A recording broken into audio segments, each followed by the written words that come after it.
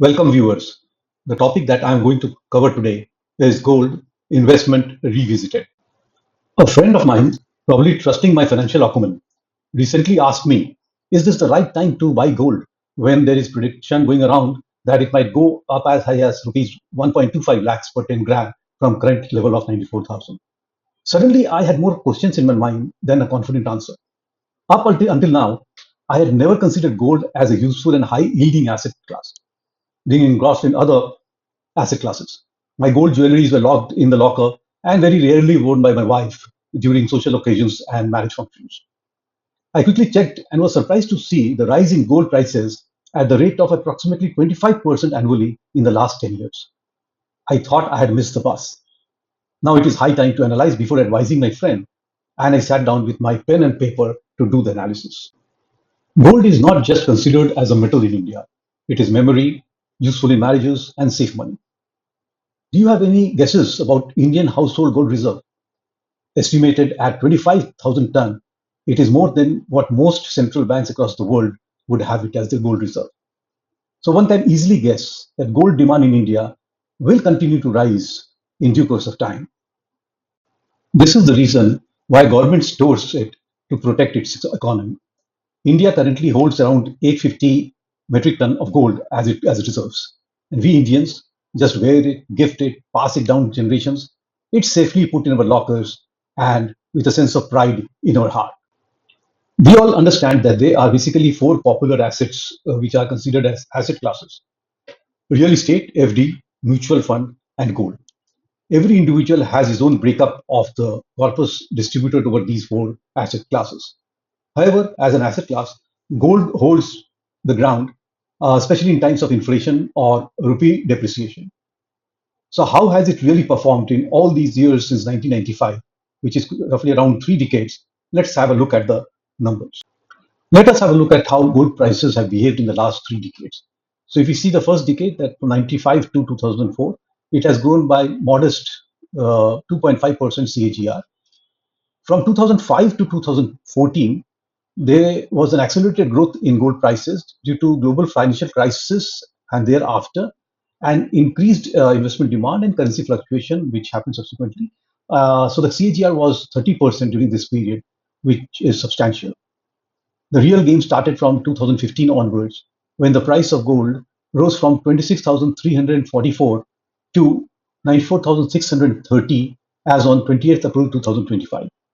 During this decade, the decade that currently we are in, we have seen COVID problem, geopolitical tensions, the economic tensions, tariffs, inflationary monetary policy shifts, but still the CAGR was a healthy 26%.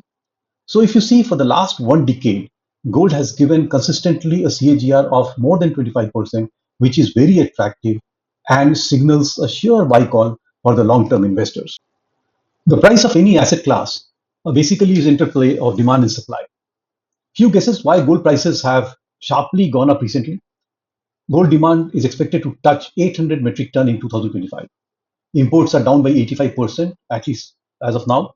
And we are selling gold abroad where the prices are better than what it would have been if it was sold in the domestic market.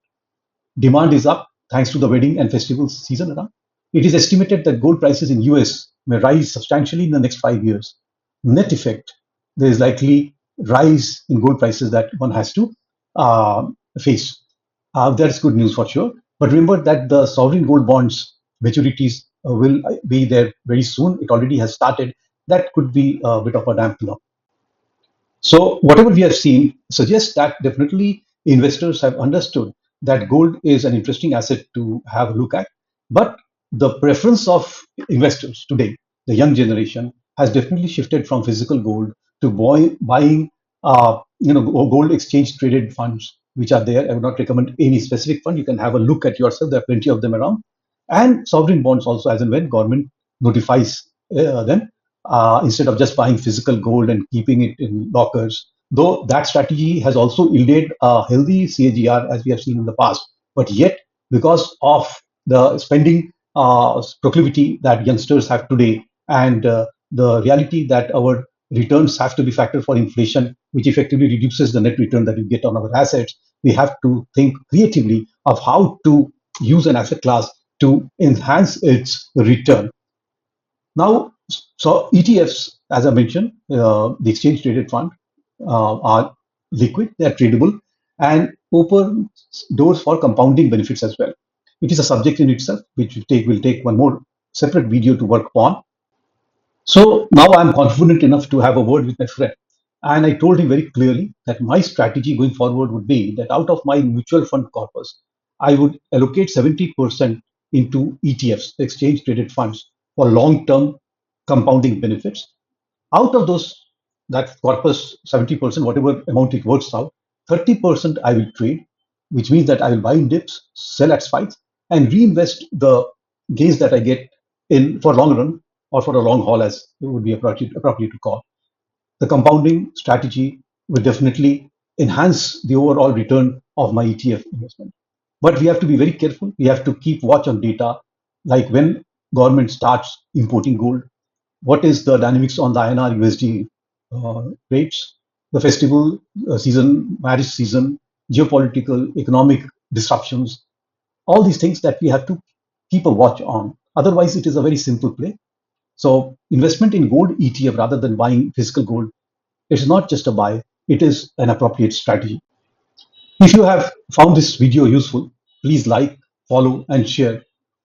This will encourage me to share more of my insights in the coming videos, and definitely I'll consider making a separate presentation on gold ETFs and its compounding benefits and subsequent wealth creation, because it is a very important asset to look at this moment. Till then, goodbye, Jai Hind.